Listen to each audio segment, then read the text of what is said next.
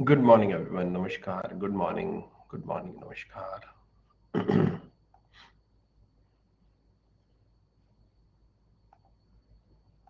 Good morning, नमस्कार।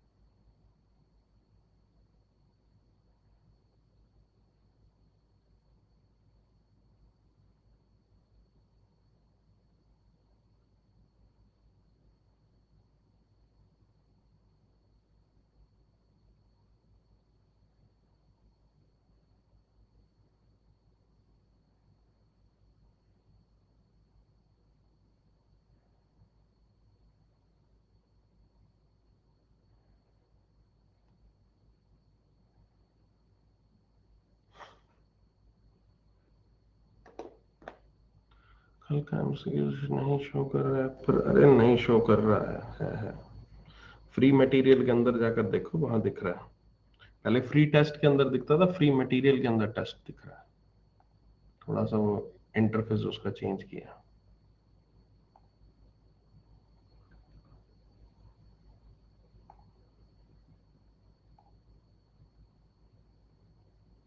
Okay, सो आज हम करेंगे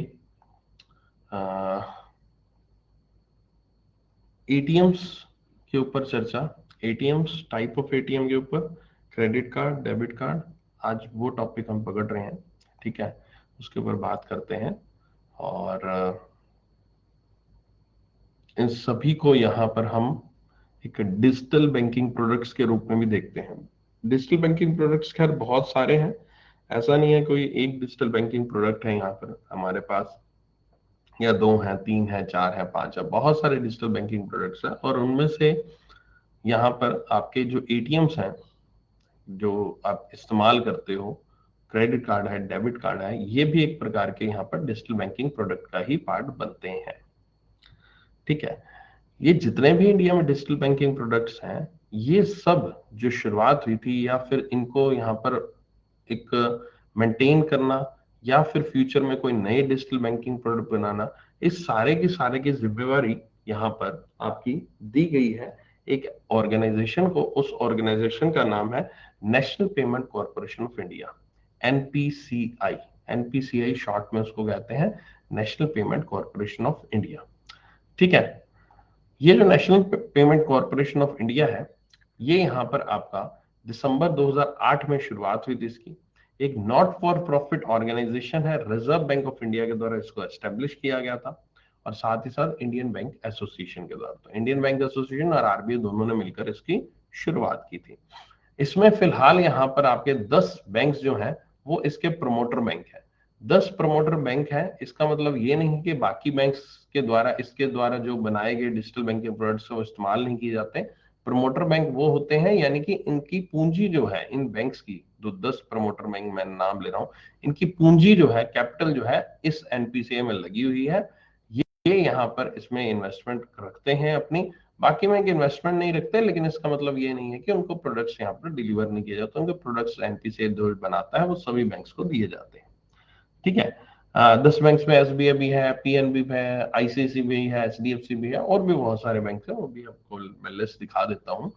ठीक है, सो आपने अभी इंडिया में जितने भी डिजिटल बैंकिंग प्रोडक्ट देखे होंगे, जितने भी, चाहे वो इवन अभी लेटेस्ट लेटेस्ट जो आप यूपीआई इस्तेमाल करते हो, चाहे आप अभी जो क्रेडिट कार्ड इस्तेमाल कर रहे हो, या फिर आपने एक जो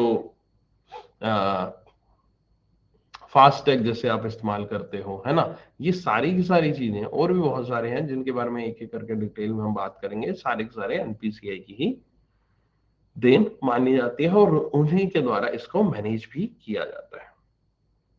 ठीक है, इसमें सबसे पहले और सबसे जो बड़ा टॉपिक है वो है आपका एटीएम से जुड़ा हुआ। ATM that is the automated teller machine से जुड़ा हुआ। जो एटीएम है या ऑटोमेटेड टेलर मशीन है, इसको या फिर इससे पहले आपको बताऊं कि जो डिजिटल बैंकिंग प्रोडक्ट्स हैं, जैसे आप बोलेंगे डिजिटल बैंकिंग प्रोडक्ट्स, तो इनको हम एक और नाम से जानते हैं। उसको कहा जाता है अल्टरनेट डिलीवरी चैनल्स, एडीसी।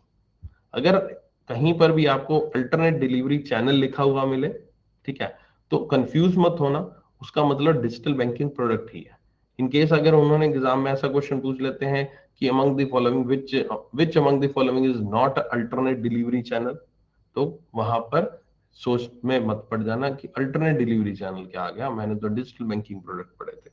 ठीक है, तो सेम ही है दोनों, चाहे डिजिटल बैंकिंग प्रोडक्ट कह लो चाहे अल्टरनेट डिलीवरी चैनल कह लो, दोनों सेम टू सेम है, हूबहू है। ठीक है,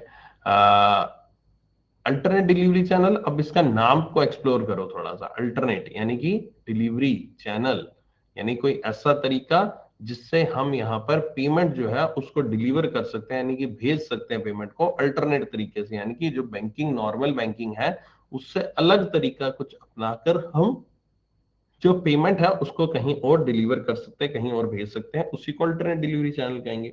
और वही डिजिटल बैंकिंग के थ्रू होता है।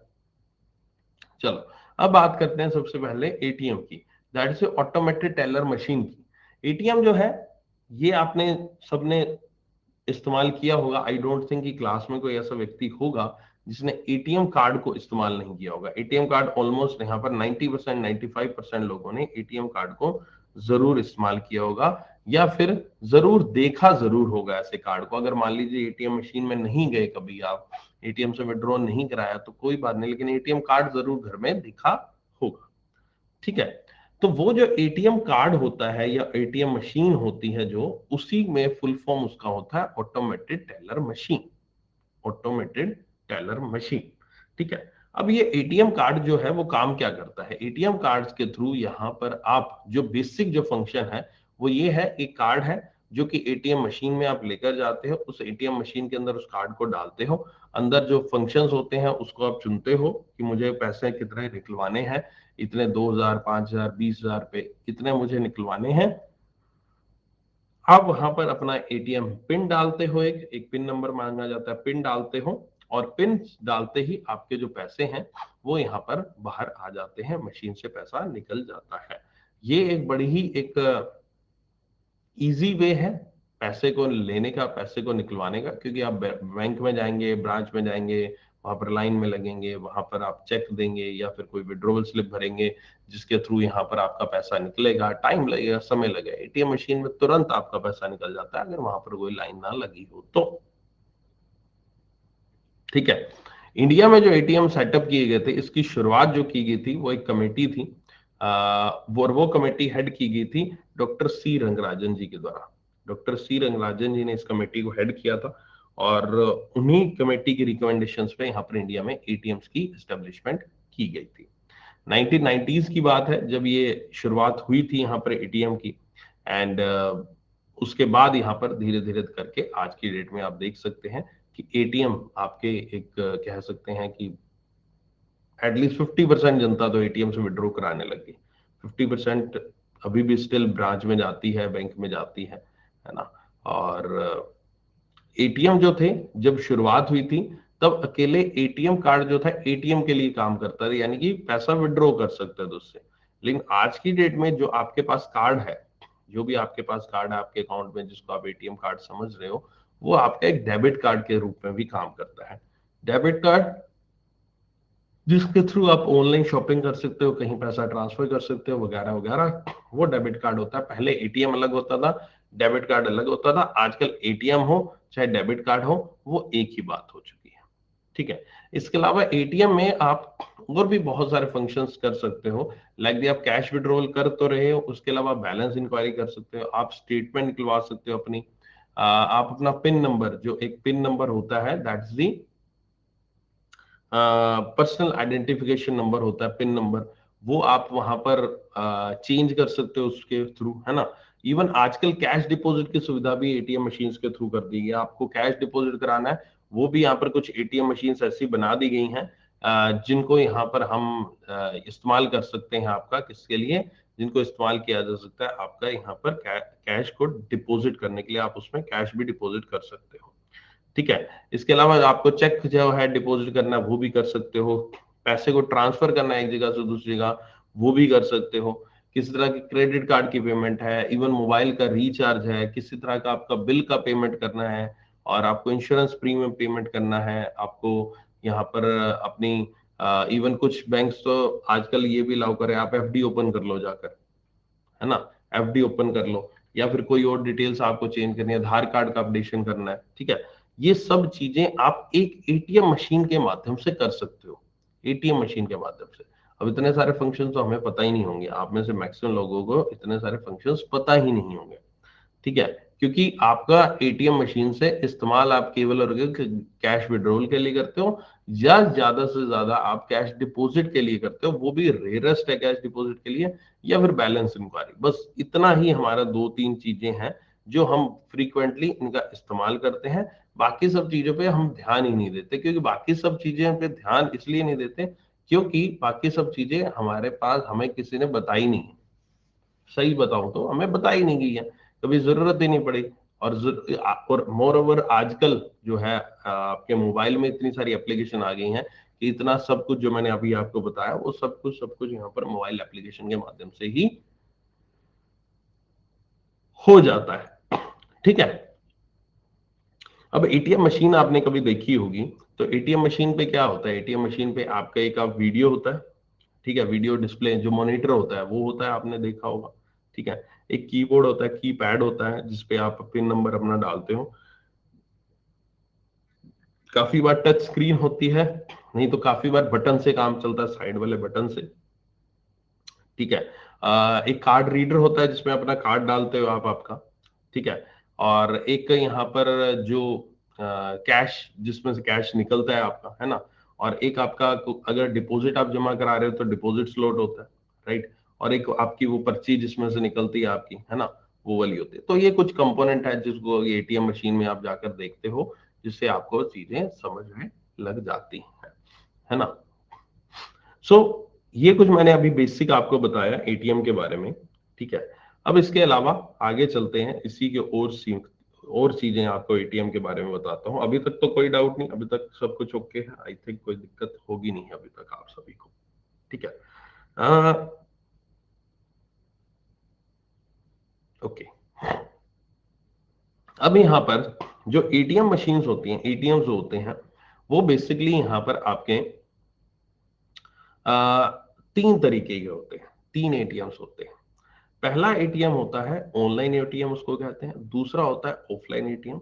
तीसरा होता है नेटवर्क एटीएम, ठीक है। तीन तरह के एटीएम होते हैं, online, offline and the network ATM. Online ATM जो होता है, ठीक है, ऑनलाइन जो एटीएम होता है, वो एटीएम यहां पर आपकी बैंक की प्रीमाइसिस के अंदर होता है, ठीक है। यानी कि बैंक में जो आपका नेटवर्क आ रहा है, उसी नेटवर्क के साथ यहां पर आपका जो एटीएम है, अगर वो कनेक्टेड है सेम नेटवर्क के साथ, जो बैंक का सर्वर है, जो ब्रांच का, सॉरी बैंक नहीं बोल रहा हूं, ब्रांच का जो सर्वर है, उसी सर्वर के साथ, उसी के साथ लिंक्ड है यहाँ पर एटीएम। यानी कि एटीएम बैंक के प्रीमाइसेस में ही है, या फिर बैंक की जो प्रीमाइसेस है उसके बाहर एक छोटा सा रूम बना हुआ है, वहां पर है। आपने बहुत बार देखा होगा कि आपकी जो ब्रांच है उसके बाहर एटीएम आपको जरूर मिलेगा, है ना। तो वही आपका एटीएम जो है उसको हम ऑनलाइन एटीएम कहते हैं, ठीक है। एक होता है ऑफलाइन एटीएम। ऑफलाइन एटीएम होता है कि बहुत बार आप ये देखते होंगे कि एटीएम जो है वो यहाँ पर ऐसी जगह पे है जहां पर आसपास कोई बैंक नहीं है, देखा होगा। आसपास कोई बैंक नहीं होगा, आसपास कुछ नहीं होगा, अच्छा। ऐसे ही मार्केट के अंदर एटीएम होगा, रेलवे स्टेशन के अंदर एटीएम होगा, बस स्टैंड में, किसी रेस्टोरेंट होटल के बाहर, किसी मॉल में एटीएम होगा, इस तरह से। तो ऐसा एटीएम जहां जो कि ब्रांच से किसी तरह से कनेक्टेड नहीं है, उसका अलग से ही यहाँ पर सर्वर है, सब कुछ अलग से है, तो यहाँ पर आपका उसको हम ऑफलाइन एटीएम कहते हैं, ठीक है। उसको हम ऑफलाइन एटीएम कहते हैं। अगला यहाँ पर आपका नेटवर्क एटीएम होता है, ठीक है। Network ATM. नेटवर्क एटीएम क्या होता है? जब एटीएम जो होते हैं वो कनेक्टेड होते हैं एक एटीएम नेटवर्क से। एटीएम है आपस में कनेक्टेड है वो सारे के सारे। कुछ एटीएम्स मान लीजिए 10 एटीएम है शहर में, अलग अलग लोकेशंस पे लगा दिए, और उन 10 एटीएम्स का आपस में एक नेटवर्क कर दिया गया है, आपस में उनका एक कोऑर्डिनेशन बिठा दिया गया है, और that is known as the network ATM. उसको नेटवर्क एटीएम कहते हैं।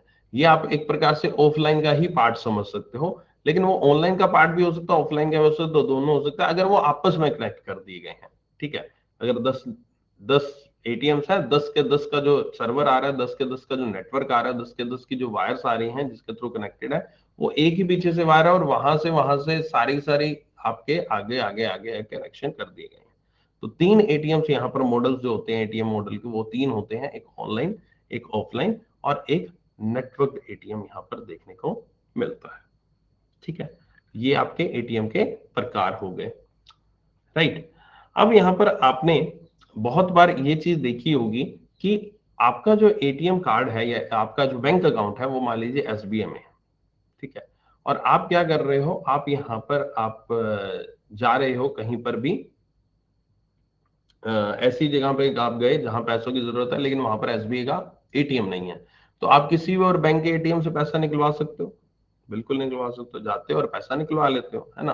कोई बैंक ऑफ बड़ौदा का मिला, पीएनबी का मिला, किसी प्राइवेट बैंक का मिला, किसी का मिला, पैसा निकलवा लिया वहां से। तो अब नॉर्मली कल का एक कंसेप्ट मैंने आपको बताया था, याद करो आप, तो मैंने उसमें यह बताया था कि एक ब्रांच जो दूसरी ब्रांच, सेम बैंक की एक ब्रांच दूसरी ब्रांच से लिंक्ड होती है, किसके थ्रू? सीबीएस के थ्रू, कोर बैंकिंग सॉल्यूशन के थ्रू। ठीक है, लेकिन एक बैंक जो है वो दूसरे बैंक से लिंक्ड नहीं होता।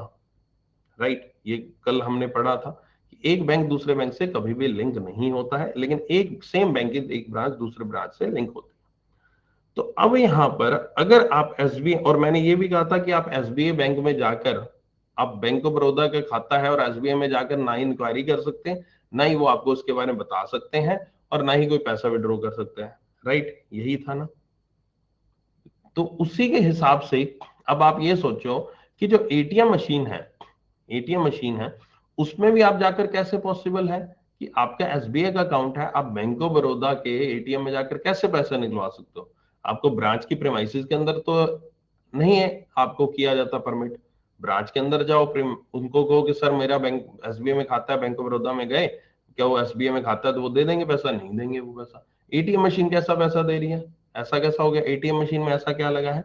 तो एटीएम मशीन में यहाँ पर जो एटीएम मशीन्स होती हैं जितनी भी इंडिया में, वो यहाँ पर एक नेटवर्क से जुड़ी हुई है, एक अलग से नेटवर्क है, और उस नेटवर्क को कहते हैं national financial switch. National financial switch उसको कहते हैं, जो कि एनपीसी के द्वारा ऑपरेट किया जाता है, एनएफएस शॉर्ट में उसको कहता है। ये एनएफएस जो है ये इंश्योर करता है कि जितने भी एटीएम हैं वो यहाँ पर एक जुड़े रहें, एक सिंगल नेटवर्क से जुड़े रहें किसी तरह से। इसीलिए इन सबको नेटवर्क एटीएम भी कहते हैं। नेटवर्क एटीएम का मतलब यही हुआ कि जो एटीएम यहाँ पर नेशनल फाइनेंशियल स्विच से जुड़े हुए हैं उनको हम नेटवर्क एटीएम कहेंगे, फिर वो ऑनलाइन एटीएम हो चाहे ऑफलाइन एटीएम हो। ठीक है, वो दोनों प्रकार में से हो सकते हैं। तो यहाँ पर नेटवर्क एटीएम जो है, या फिर आपका जो एनएफएस है उसके थ्रू यहाँ पर सारे के सारे एटीएम जुड़े होंगे। और ये एनएफएस जो है एक डाटाबेस है जो कि मेंटेन किया जाता है एनपीसीआई के द्वारा, जिसके थ्रू यहाँ पर एक बैंक दूसरे बैंक के साथ इस तरह की चीजें शेयर करता है जो कि यहाँ पर एटीएम के लिए काम करेंगी। यानी कि एटीएम में जो जो फंक्शंस होंगे उस फंक्शन में जितनी भी चीजें जरूरी हैं उसके अकॉर्डिंग यहाँ पर एनएफएस के साथ एक बैंक अपना डाटाबेस शेयर करता है, ताकि कोई भी कस्टमर किसी भी और बैंक के एटीएम से पैसे विड्रॉ कर सके या फिर कोई और सर्विस ले सके। जरूरी नहीं कि सारी सारी सर्विसेज उसको दूसरे बैंक की दी जाए, बट हाँ कुछ सर्विसेज यहाँ पर दी जा सकती हैं। एंड ये जितने भी यहाँ पर ट्रांजेक्शन होती है, अगर आप दूसरे बैंक से ट्रांजेक्शन करते हो, किसी भी बैंक के एटीएम से ट्रांजेक्शन करते हो, तो वो लिमिटेड नंबर में आपके लिए अवेलेबल रहती हैं। हाँ, अवेलेबल अनलिमिटेड में रहती हैं, लेकिन free of cost limited number में अवेलेबल रहती हैं। अगर आप किसी बड़ी सिटी, मेट्रो सिटी की बात करें, तो वहां पर आपके लिए केवल 3 ट्रांजेक्शन जो है वो फ्री ऑफ कॉस्ट अवेलेबल रहती हैं। नॉर्मल बाकी सिटीज में 5 ट्रांजेक्शन जो है वो यहाँ पर फ्री ऑफ कॉस्ट आपको देखने को मिलती है। ठीक है, अब ये ट्रांजेक्शन से मेरा मतलब क्या है? ट्रांजेक्शन से मेरा मतलब है monetary transaction, non monetary transaction दोनों, यानी कि फाइनेंशियल ट्रांजेक्शन और नॉन फाइनेंशियल ट्रांजेक्शन। अगर आप अपने एटीएम मशीन से किसी तरह की बैलेंस इंक्वायरी भी कर रहे हो तो वो भी एक ट्रांजेक्शन के रूप में इंक्लूड किया जाता है। ट्रांजेक्शन के रूप में कैसे, कि एक बार जैसे कोई कस्टमर अब आपके पास आएगा, मान लीजिए उसने 5 बार ट्रांजेक्शन करी, वो कहेगा मेरे पास तो 3 ट्रांजेक्शन मेरी फ्री ऑफ कॉस्ट थी, मेरी 5 ट्रांजेक्शन करी है, तो जो ओवर एंड ओवर ट्रांजेक्शन होती है 3 से ऊपर, उनका बैंक चार्ज लेता है, चार्जेस लेता है, और वो आपके अकाउंट स्टेटमेंट में दिखाई देगा। अब कस्टमर कहता है कि मैंने तो भाई 5 की नहीं, मैंने तो 3 ही की थी, फिर उसकी जब डिटेल निकालेंगे तो उसमें उसको ये समझ में आएगा कि मैंने 3 तो यहाँ पर पैसा विड्रॉ किया था और 2 बार और मैंने बैलेंस इंक्वायरी की थी, तो यानी कि बैलेंस इंक्वायरी और यहाँ पर पैसा निकलवाना, ये सारे के सारे ट्रांजेक्शन जो है इन नंबर ऑफ ट्रांजेक्शन में इंक्लूड की जाते हैं, जो भी 3 ट्रांजेक्शन है, नंबर ऑफ 5 ट्रांजेक्शन है। तो आप जब भी किसी भी दूसरे एटीएम से आप जब पैसा निकलवा रहे हो, तो वहां पर एक चीज ध्यान रखिएगा कि कभी भी वहां पर जब पैसा निकलवाते हो तो वहां पर एक ऑप्शन आता है, वहां पर एक ऑप्शन आता है, do you want the receipt of this transaction, आता है कि नहीं आता, do you want this receipt of the transaction, तो उसको नो कर दिया करो। डू यू, पैसा निकल गया, ओके, आपके हाथ में आ गया, आपने गिन लिया, उसके बाद यहाँ पर आपका रिसिप्ट की क्या जरूरत है, आपको रिसिप्ट मत मांगिए। अगर रिसिप्ट करेंगे तो एक की जगह पे 2 ट्रांजेक्शन काउंट हो जाएंगे, अगर आप रिसिप्ट ले लेते हो तो, ठीक है।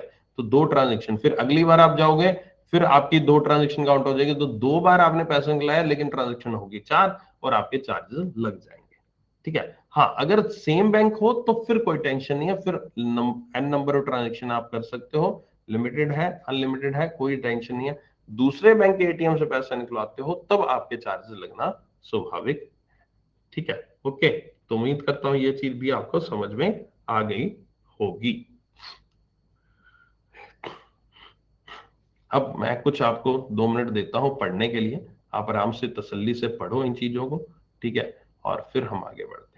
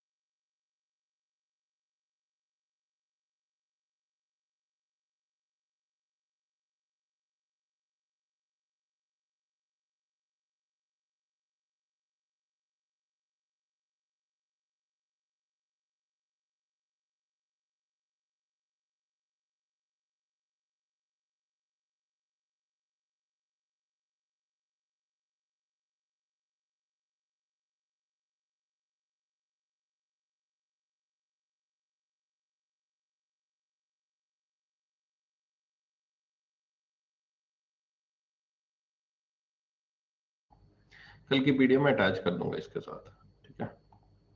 बाकी आप जो क्वेश्चन पूछ रहे हैं वो अभी पढ़ाए नहीं है, अभी पढ़ाऊंगा अभी ना उसको, उस पर आता हूँ अभी।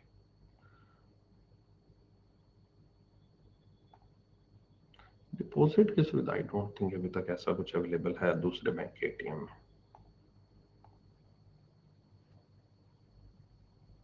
हाँ होगी, एफडी होगी, अगर उसमें बैंक ने दे रखी एफडी तो होगी, वो ऑफलाइन का उससे ज्यादा कुछ फर्क नहीं पड़ता इतना।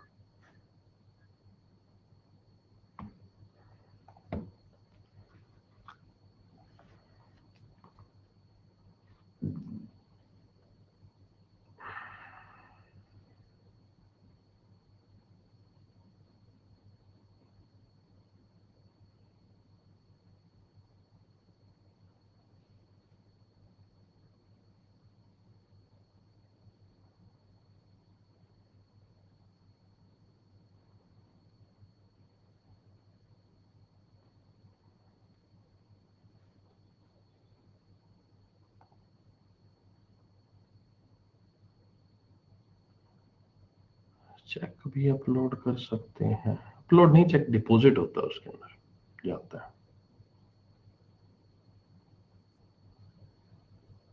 First bank ATM HSBC 1987। Check accept करते ना, डिपॉजिट करा सकते, वहां से चेक निकल जाता है।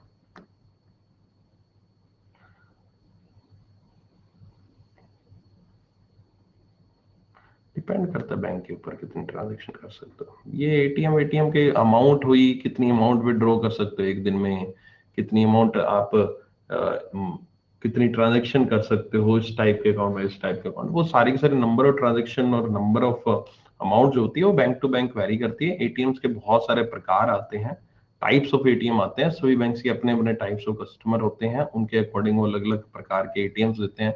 किसी एटीएम में आप एक दिन में 20,000 निकाल सकते हो, किसी एटीएम में आप एक दिन में 1 लाख तक निकलवा सकते हो, तो वो चीज यहाँ पर होती है इस तरह से, ठीक है। जरूरी नहीं है कि एटीएम में फिक्स रहे अमाउंट, ऐसा नहीं है, फिक्स रहे, फिक्स नहीं भी हो सकती। और जैसे मैंने आपको बताया था, ऑनलाइन ऑफलाइन एटीएम जो होते हैं वो सिंपल से आपके नेटवर्क एटीएम ही है, जितने भी हैं, ये मैंने आपको पहले भी बताया था, ठीक है। स्ट्रिप पे अभी आएंगे,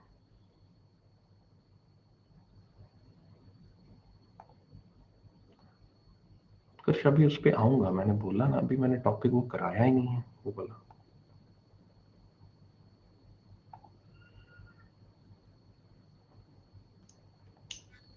किसके अंदर डिफरेंस क्या चीज चाहिए, ऑफलाइन ऑनलाइन में तो बता दिया। डिफरेंस उसमें क्या चीज, जब मैं बोल रहा हूँ उसी के ही टाइप है, तो डिफरेंस क्या होगा उसमें।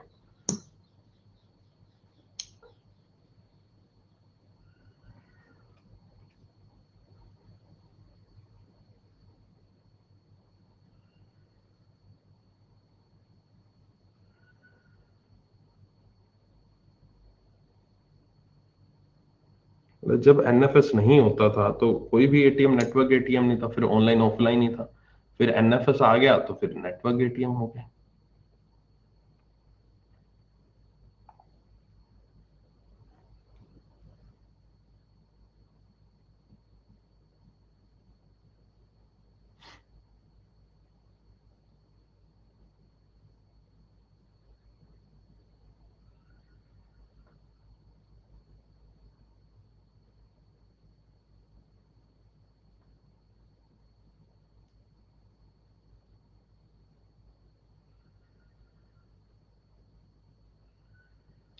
ये जो सीडी लिखा हुआ है कैश डिस्पेंसर, इसका मतलब है कि एक ऐसी मशीन जो केवल और केवल कैश विड्रॉ ही करती है, जो आपके सामने लिखा है ना, जो आप पढ़ रहे हो, वो आपके केवल और केवल कैश विड्रॉवल ही करती है, ठीक है।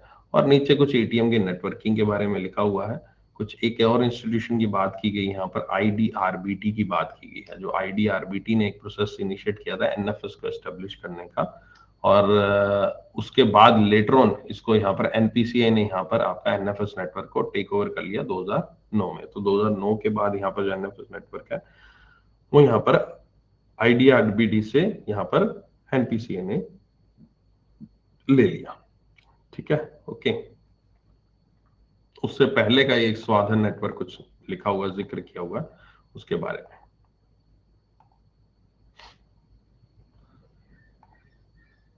बैंक डिपॉजिट लिमिट होती है एटीएम में। मैं बच्चा वही अभी भी बोला मैंने कि सभी बैंक्स के अपने अपने लिमिट्स होती है, सभी के बैंक्स के अपने अपने ट्रांजैक्शन कॉस्ट होती है, ओके, चार्जेस होते हैं। यहाँ पर कुछ भी ऐसी कोई चीज नहीं है कि मैं यूनिवर्सली आपको बता दूं कि हाँ सभी बैंक्स में आप 50,000 तक ही डिपॉजिट करा सकते हो, सभी बैंक्स में आप 50,000 तक ही पैसे निकलवा सकते हो। सभी बैंक्स का अपना अपना फंडा है, ठीक है। मैं यहाँ पर आपको कोई चीज दे दूं, वो किसी एक पर्टिकुलर बैंक की दे दूंगा, उसका क्या फायदा आपको पढ़ने का, ठीक है। ओके।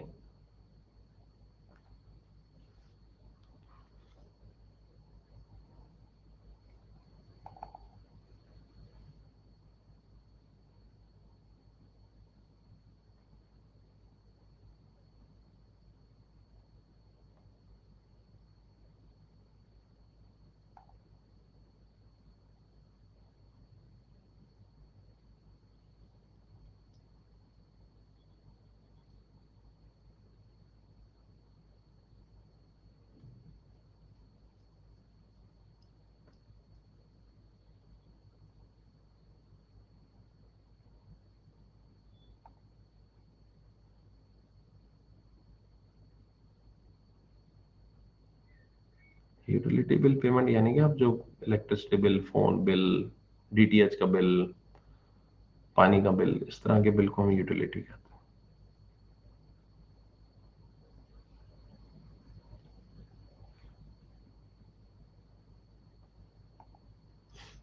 चलो नेटवर्क पे अगले पॉइंट पे चलते हैं, ठीक है। आई होप कि अब तक चीजें क्लियर हो गई होंगी, राइट। अब यहाँ पर हमने बहुत बार ऐसे एटीएम्स को भी देखा है, ठीक है। बहुत बार ऐसे एटीएम्स आपने जरूर देखे होंगे, जो एटीएम्स यहाँ पर आपके किसी भी बैंक के नहीं होते। नाम आपने लिखा होगा, जो कि आपको दिखा होगा कि ये तो कोई ऐसा बैंक है ही नहीं, तो सर वो कौन से एटीएम होते हैं? ये एटीएम जो होते हैं ये सेटअप किए जाते हैं, ऑन किए जाते हैं, ऑपरेट किए जाते हैं किसी भी नॉन बैंक के द्वारा, और ऐसे एटीएम को कहा जाता है व्हाइट लेबल एटीएम्स। क्या कहा जाता है? व्हाइट लेबल एटीएम्स, ठीक है। और ये व्हाइट लेबल एटीएम्स यहाँ पर इनमें किसी भी बैंक का कोई भी रोल नहीं होता है, ये थर्ड पार्टी होती है। थर्ड पार्टी में यहाँ पर आपके फिलहाल इंडिया में कुछ आपकी कंपनीज हैं जो कि इन व्हाइट लेबल एटीएम्स को काम करती हैं। ये उनके द्वारा सेटअप किए जाते हैं, और सेटअप करने का मेन मकसद होता है कि आपका जगह जगह पे एटीएम नेटवर्क को लगाना। जब ये शुरुआत की गई थी इनकी व्हाइट लेबल एटीएम्स की, जब यहाँ पर रिजर्व बैंक ऑफ इंडिया ने इससे रिलेटेड गाइडलाइंस जारी की थी 2012 में, तब रिजर्व बैंक ऑफ इंडिया का यही ऑब्जेक्टिव था कि काफी सारे बैंक्स जो हैं एटीएम को जगह जगह नहीं ओपन कर पा रहे ड्यू टू जो भी इंफ्रास्ट्रक्चर की कंडीशन, बजट की कंडीशन, जो भी है, जो भी फंडिंग वगैरह की पैसे की इश्यू है, तो उन्होंने इसके लिए यहाँ पर अलग से लाइसेंस डिस्ट्रीब्यूट किए, और लाइसेंस काफी सारी कंपनीज को दिए गए, जिसमें बहुत सारी कंपनीज तो आज की डेट में लाइसेंस छोड़कर भी जा चुकी हैं। और इन्होंने यहाँ पर क्या किया? एटीएम एस्टेब्लिश किया। इनका कोई बैंक नहीं था, कुछ भी नहीं था, इन्होंने एटीएम एस्टेब्लिश किए, एटीएम यहाँ पर आपका खोले गए, और एटीएम्स के थ्रू यहाँ पर पैसा निकलवाना शुरू किया गया लोगों के द्वारा। लेकिन ये सबसे बड़ी जो प्रॉब्लम आई इन व्हाइट लेबल एटीएम्स की, वो आई एक ट्रस्ट की। ट्रस्ट की कैसे आई? कि ऑब्वियस है, अगर मैं आपको कहूं कि एक एसबीआई का आपका खाता मान लीजिए पीएनबी में, आपके घर के सामने एक एसबीआई का एटीएम है, और दूसरा आपके सामने टाटा का एटीएम है। Tata is one of the company जो व्हाइट लेबल एटीएम यहाँ पर देती है, टाटा का एटीएम है। आप कौन सी बैंक के एटीएम में जाना, मतलब कौन से एटीएम में आप जाना चाहोगे? आप में से 99.99% जनता है जो एसबीआई के एटीएम में जाएगी, आप उसके टाटा के एटीएम में जाओगे नहीं। क्यों नहीं जाओगे? जो ब्रांड के पीछे भागते हो आप लोग, है ना, ब्रांड वो दिखता है, ट्रस्ट है जी, ब्रांड है जी। चाहे वो एसबीआई ना हो, चाहे वो यूको बैंक का एटीएम हो, फिर भी आप यूको बैंक के एटीएम पे जाओगे, है ना। चाहे वो कोई भी बैंक का एटीएम हो, चाहे किसी प्राइवेट बैंक का, यस बैंक का एटीएम हो, यस बैंक के एटीएम में जाओगे, आप उस टाटा वाले पे नहीं जाओगे, राइट। तो इसी चीज की वजह से यहाँ पर व्हाइट लेवल एटीएम जो है इतने ज्यादा पॉपुलर नहीं हुए, और इनमें से बहुत सारे कंपनीज को यहाँ पर अपने लाइसेंसेस जो है वापस देने पड़े, ठीक है। तकरीबन यहाँ पर आपके 10 ऐसे कंपनीज थी जिन्होंने अपने लाइसेंस या तो कैंसिल करवाई या फिर उन्होंने सरेंडर कर दिए। आज की डेट में अगर मैं मान के चलूं, तो आज की डेट में यहाँ पर आपका केवल कुछ ही ऐसी कंपनीज हैं जो कि यहाँ पर ऑपरेट कर रही हैं, जिनमें से एक कंपनी है टाटा कम्युनिकेशन पेमेंट है, हिटाची पेमेंट है, और एक यहाँ पर आपका एक और पेमेंट, अभी नाम मुझे याद नहीं आ रहा, एक और है।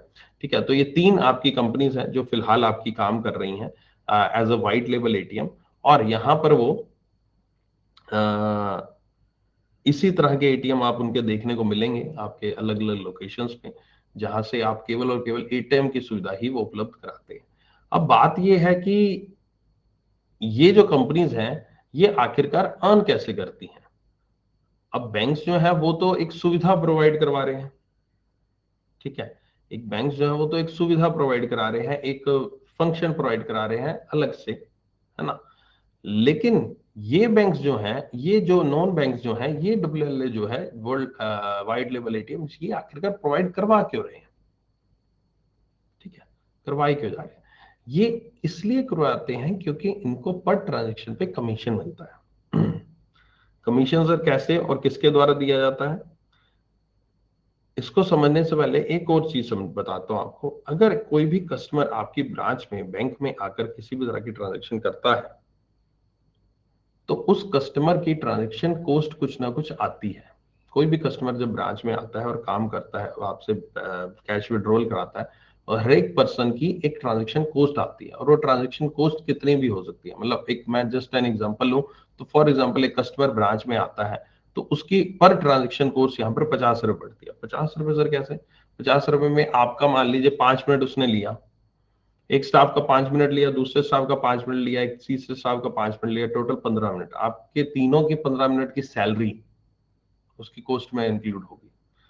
आपकी ब्रांच में वो आया, ठीक है, स्लिप ली, काउंटर पे खड़ा हुआ, बहुत सारी ऐसी चीजें कंज्यूम की गई यहाँ पर उसके द्वारा, उसकी यहाँ पर वो सब चीजें ट्रांजेक्शन कॉस्ट में इंक्लूड की गई। पर्ची उसने ली, है ना, जिसपे उसने भरा कि कैश विड्रॉवल, सब कुछ चीजें, है ना। चाहे इवन ब्रांच की बिजली भी जो लग रही है वो भी, ब्रांच का जो कंप्यूटर है वो उसके लिए इस्तेमाल किया जा रहा है, डेप्रिशिएट हो रहा है, सब कुछ हो रहा है। ये सारी सारी अगर मैं बैकएंड पे कोस्टिंग निकालने बैठूं, तो एक कस्टमर की कॉस्ट यहाँ पर मान लीजिए 50 रुपए आती है, ठीक है। वहीं पर ही वही कस्टमर अगर जो 10,000 रुपए ब्रांच से निकलवा कर गया है, वही कस्टमर वो 10,000 रुपए अगर अगर वो 10,000 रुपए अगर वो एटीएम से निकलवाता है, तो उसकी कॉस्टिंग कुछ ही रुपए में आती है। 1 रुपए, 50 पैसे, 60 पैसे, 2 रुपए, तकरीबन इतनी कॉस्ट आती है। अगर आप ये सोचो कि कोई भी एक 10,000 रुपए की ट्रांजेक्शन अगर किसी को करनी है, 10,000 या 1 लाख की जो भी करनी है, एटीएम से वो निकलवाएगा, उसकी कॉस्टिंग 1 रुपए आएगी, और वहीं पर भी ब्रांच में जाकर अगर वो पैसा करवाता है तो उसकी कॉस्टिंग 50 रुपए आएगी। तो बैंक को फायदा किसमें, 1 रुपए में, 50 रुपए में, 1 रुपए में, है ना, ऑब्वियस है। तो फिर बैंक क्या करेगा, बैंक इस 1 रुपए में लाने में क्या करेगा, बैंक ये चाहेगा ना कि ज्यादा से ज्यादा एटीएम मशीन यहाँ पर अवेलेबल हो जाए, ठीक है, ज्यादा से ज्यादा एटीएम मशीन अवेलेबल हो जाए। तो वो ज्यादा से ज्यादा एटीएम मशीन जो अवेलेबल कराने की जिम्मेवारी बैंक की तो है ही। लेकिन आरबीआई ने भी ये सोचा कि बैंक की ब्रांचेस में फुटफॉल कम किया जाए, उन्होंने अलग से और लाइसेंसेस दे दिए, क्योंकि बहुत सारी ऐसी लोकेशन होती है जहां पर हमारे बैंक की एटीएम मशीन नहीं है। और अब ये जो एटीएम मशीन व्हाइट लेवल एटीएम की एस्टेब्लिश की गई यहाँ पर आपकी, और इनके द्वारा जो ट्रांजेक्शन की जाती है, इस पे इनको कमीशन मिल जाता है। क्यों मिल जाता है, क्योंकि कोई कस्टमर अगर ब्रांच में नहीं आएगा, तो ऑब्वियस है बैंक के 49 रुपीज बच रहे हैं कि नहीं बच रहे। तो 49 रुपीज में से अगर बैंक उसको 2 रुपए, 3 रुपए और कमीशन दे भी देता है पर ट्रांजेक्शन का, तो बैंक के क्या फर्क पड़ जाएगा, तब भी बैंक अभी भी फायदे में ही है, बैंक कोई नुकसान में नहीं है, ठीक है। तो ये कंसेप्ट के साथ यहाँ पर डब्ल्यूएलए व्हाइट लेवल एटीएम्स की यहाँ पर शुरुआत की गई। अब ये चार्जेस और कॉस्ट की मैं बात कर रहा हूं ना, चार्जेस और कॉस्ट की मैं बात कर रहा हूँ, ये कोई कस्टमर से चार्ज नहीं किया जाता। ये मत सोचना कि 50 रुपए कस्टमर से लिए जाते कैश विड्रॉवल करने के, या 1 रुपए एटीएम मशीन द्वारा लिया जाता है कैश विड्रॉवल कर, नहीं। ये मैं बैंक की कॉस्ट की बात कर रहा हूँ, बैंक का खर्चा जो है, ठीक है, बैंक का खर्चा जो है वो यहाँ पर आपका बचता है। और इसमें जो है कमीशन जो है वो बैंक देता है, जो भी यहाँ पर एटीएम इस्तेमाल किया जाता है जिस भी बैंक का, वो अपना कमीशन उस व्हाइट लेवल एटीएम की कंपनी को दे देता है कंसोलिडेटेड वे में, जो भी आपस में जिस तरह से भी टर्म्स एंड कंडीशन में आपस में उनकी टाई अप होता है, ठीक है। आई होप कि व्हाइट लेवल एटीएम्स का मतलब समझ गए होंगे। एक और तरीका है जहां से WLA जो है वो कमाई करते हैं, और वो है एडवर्टीजमेंट का। आपने बहुत बार देखा होगा कि नॉर्मल एटीएम में आप गए होंगे, चाहे किसी बैंक के एटीएम में गए होंगे, वहां पर स्क्रीन जब भी जाते हो सीधा स्क्रीन के ऊपर कुछ ना कुछ डिस्प्ले लगा होता है, एडवर्टीजमेंट का बैनर सा लगा होता है। खैर आप उसको पढ़ते नहीं हो, आप फटाफट से स्किप कर देते हो, बटन दबाते हो, लेकिन स्टिल आपके आसपास भी बहुत सारे पोस्टर्स, बहुत सारे बैनर लगे होते हैं, राइट। तो वो तो बैंक का खुद का एटीएम है, तो बैंक अपने पोस्टर लगा सकता है। यहीं पर एक वाइट लेवल एटीएम हो, और वो क्या करेगा, वो यहाँ पर स्क्रीन पे, डिस्प्ले स्क्रीन पर किसी भी एडवर्टीजमेंट लगा देगा, आसपास पोस्टर उस प्रेमाइसेस में किसी के लगा देगा। और आप बहुत बार ऐसा भी होता है कि बैंक अपनी, आजकल जो एटीएम मशीन की स्क्रीन होती है उसमें बैंक अपना खुद का नहीं लगाता, खुद के अलावा भी कोई और थर्ड कंपनी, किसी भी तरह की कंपनी है ना, उसका भी वो वहां पर एक स्लाइडर चल रहा होता है, जो कि आपको यहाँ पर एक एडवर्टीजमेंट रूप से मिलता है। तो उससे भी यहाँ पर आपको पैसा कमाया जा सकता है। तो इसलिए यहाँ पर WLA जो थे वो यहाँ पर आए थे, एग्जिस्ट हुए थे, और यहाँ पर लाया गया था उनको, व्हाइट लेवल एटीएम्स को। ये एक बेसिक इनके बीच में कारण था। ठीक है, तो ये यहाँ पर आपके लिखे भी हुए हैं। 1 जनवरी 2022 को 4 है, मैंने 3 बोले थे शायद। 4 नॉन बैंक एटीएम ऑपरेटर है। इंडियन पेमेंट, जिसको हम BTI पेमेंट कहते हैं, टाटा कम्युनिकेशन पेमेंट लिमिटेड एक कंपनी का नाम है, Hitachi payment services and the Vakrangee. ये 4 ऑर्गेनाइजेशन है जो कि यहाँ पर फिलहाल काम कर रही है एज अ व्हाइट लेवल एटीएम। 10, मैंने पहले ही बताया था, 10 जो लाइसेंस है वो कैंसिल कर दिए, सरेंडर कर दिए गए थे। और ये यहाँ पर आपका नीचे कुछ और व्हाइट लेवल एटीएम्स के बारे में लिखा हुआ है। सारी सारी सिटीज में फाइनेंशियल इंक्लूजन को बढ़ावा देने के लिए, लोगों को और ज्यादा जोड़ने के लिए ये किया गया। कुछ क्राइटेरिया यहाँ पर आपके दे रखे हैं, एडवर्टीजमेंट के बारे में दे रखा है कि एडवर्टीजमेंट जो भी होंगी इन एटीएम्स पे, वो यहाँ पर advertising standard council of India के कोड्स, उसके रेगुलेशंस के अकॉर्डिंग ही होंगी यहाँ पर आपके। And WLA are non bank own has the guideline और 5 फ्री ट्रांजेक्शन जो है it worth for using the other bank ATMs would not be applicable for transaction. जो मैंने कहा था ना 5 ट्रांजेक्शन कर सकते हो फ्री ऑफ कॉस्ट, तो वो इन पे नहीं एप्लीकेबल होता है। अगर आप इनमें ट्रांजेक्शन करते हो तो वो एप्लीकेबल नहीं है, आपसे कोई चार्ज नहीं लिया जाता बैंक के द्वारा, इनके थ्रू अगर आप ट्रांजेक्शन जितनी मर्जी कर लीजिए। ठीक है, ओके। इसके अलावा जो है वो यहाँ पर आपका जो मैंने चार्जेस की बात की, वो यहाँ पर चार्जेस लिखा हुआ है। ठीक है, किसी भी कस्टमर से कोई भी चार्जेस यहाँ पर नहीं लिए जाते हैं। ठीक है, चलिए अगले पॉइंट पे चलते हैं। अगला आता है एक ब्राउन लेवल एटीएम।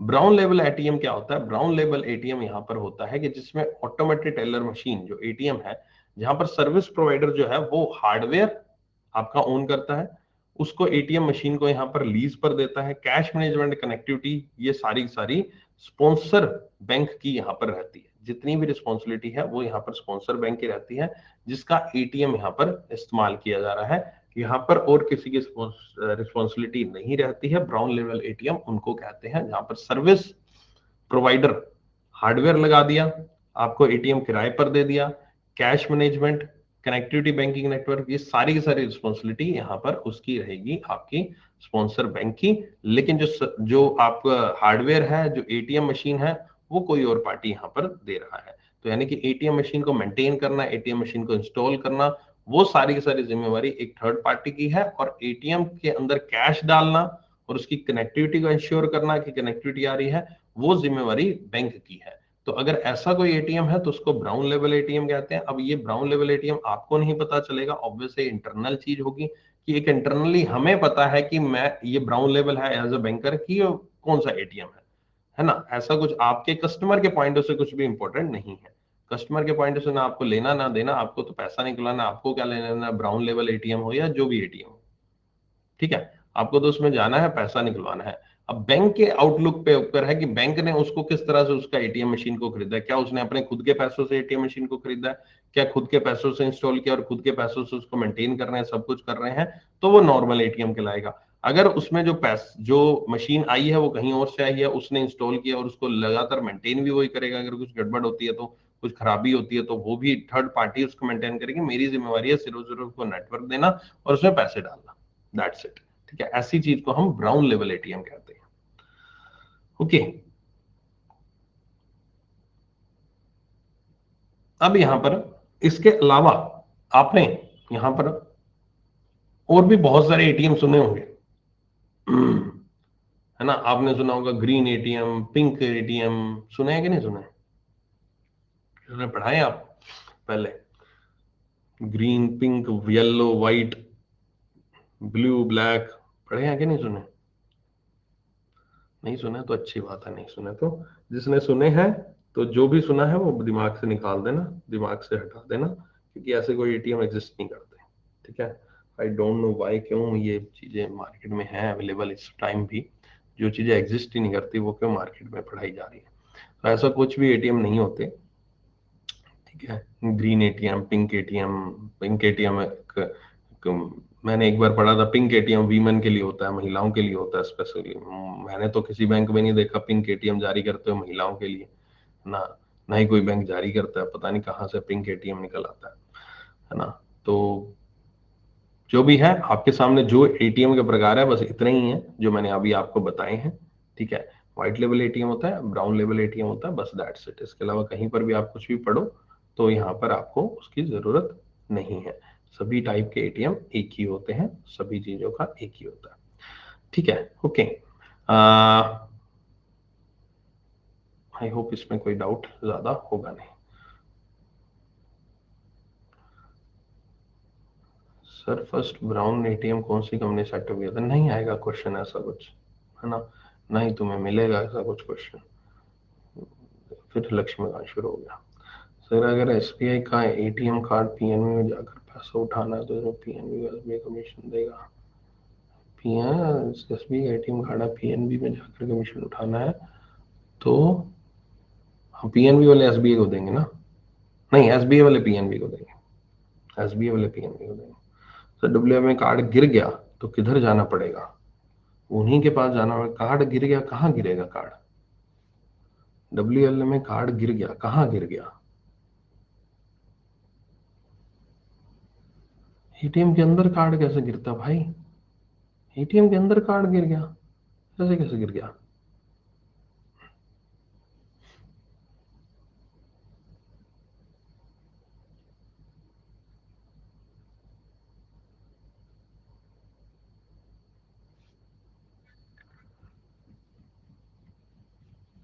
चलो मान लो गिर भी गया, मान लो, चलो तुम्हारी बात मान के कोई टेक्निकल इश्यू था, आपने कार्ड डाला अंदर रह गया, ये बोलो ना कि कार्ड अंदर रह गया, ये मत बोलो कार्ड गिर गया। ठीक है?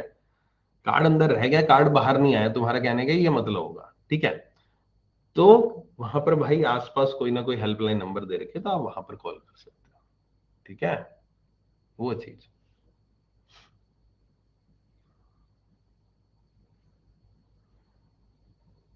और कोई सवाल अभी तक किसी भी तरह का कोई डाउट है पूछो, नहीं तो फिर आगे बढ़ता हूँ।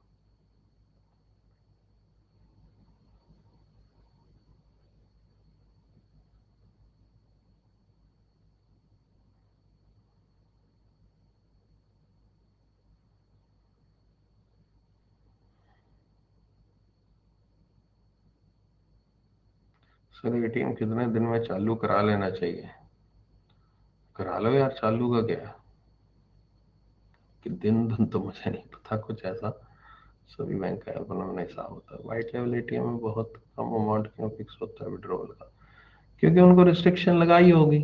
अमाउंट देख, अमाउंट वही कह रहा हूँ, अमाउंट तो तुम्हारे एटीएम कार्ड में फिक्स होता है, जरूरी नहीं है व्हाइट लेवल में एटीएम में।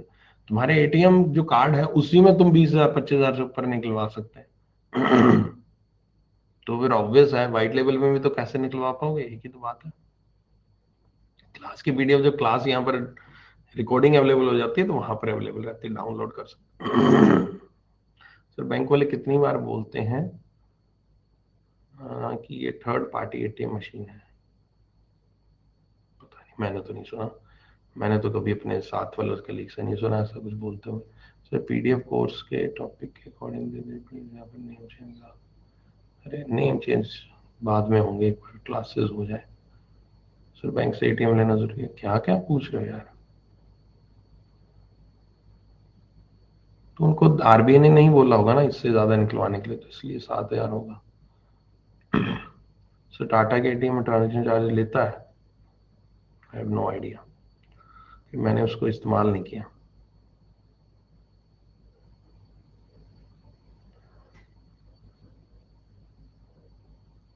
क्रेडिट कार्ड तो बच्चा अभी शुरू ही नहीं किया, टॉपिक ही नहीं शुरू किया, क्रेडिट कार्ड कैसे बताएं?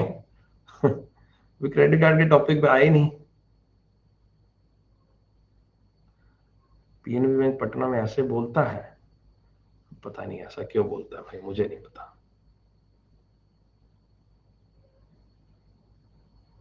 ऐप में पीडीएफ अपलोड करा दीजिएगा सर प्लीज। कौन सी पीडीएफ?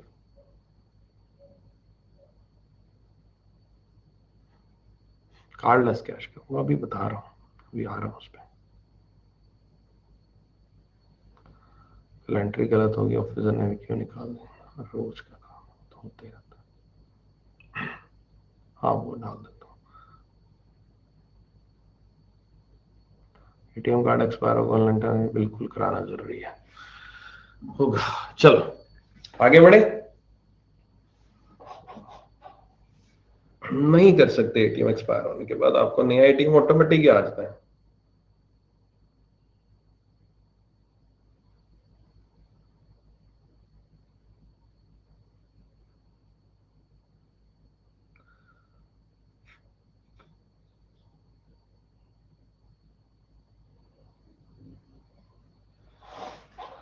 ओके, तो चलो आगे चलते हैं इस पे।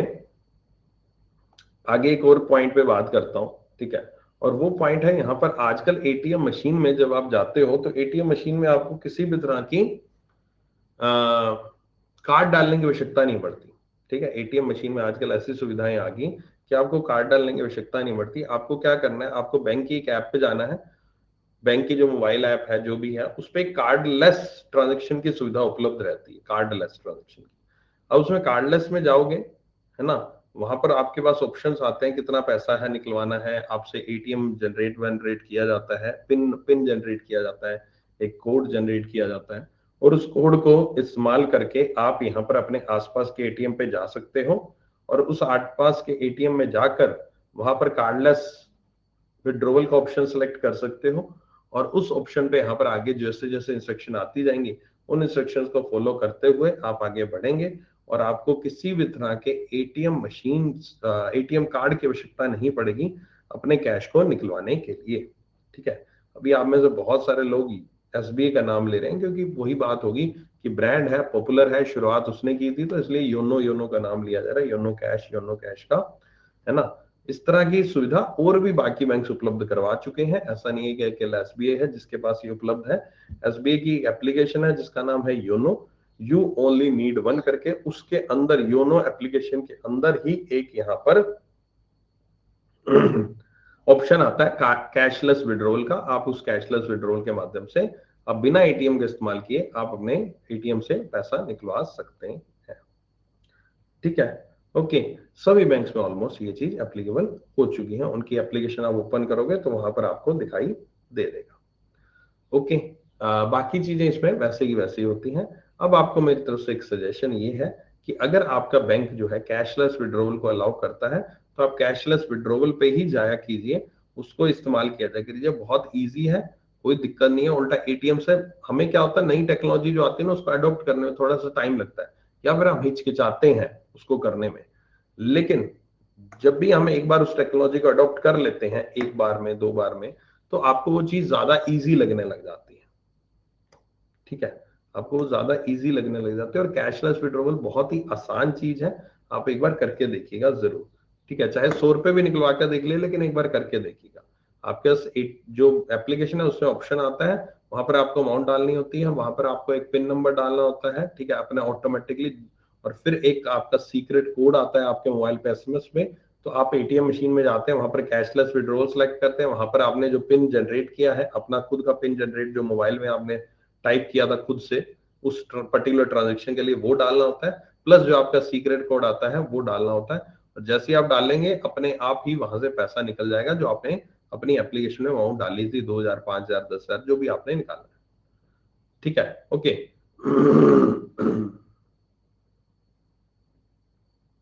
कैशलेस नहीं, कार्डलेस, मैंने शायद कैशलेस बोल दिया होगा, कार्डलेस बोलते हैं। ओके, सो सो भी नहीं है अकाउंट में, कोई बात नहीं, मत निकालना। 500 से नीचे नहीं निकलता, ऐसा तो नहीं है 500 नीचे नहीं निकलता, निकलता है यार, किसने कह दिया नहीं निकलता? अगर नहीं निकलता ना 500 से नीचे तो बैंक में जाकर शिकायत करो कि क्या बात है, मुझे तो 200 रुपए निकालने हैं, कैसे निकाल लो ना। नहीं होता ऐसा पॉसिबल, होता ही होता है, उसमें कैश होता ही है ना। लो, सुबह सुबह विड्रॉवल का मैसेज कहाँ से आ गया। ला भाई साहब, खाते से 15,000 रुपए गए मेरे।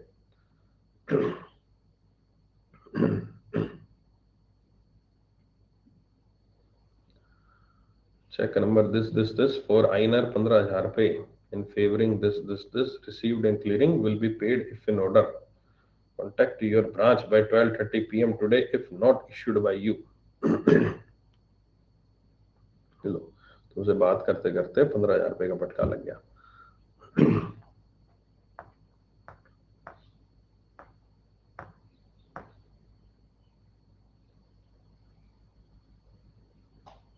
चेक दिया क्लियरिंग में किसी को। और तो और बड़ी बात यह है कि मेरे पास मेरी चेकबुक मेरे पास है ही नहीं, मैंने कभी चेकबुक इस्तेमाल ही नहीं की। पता नहीं किसने काटा।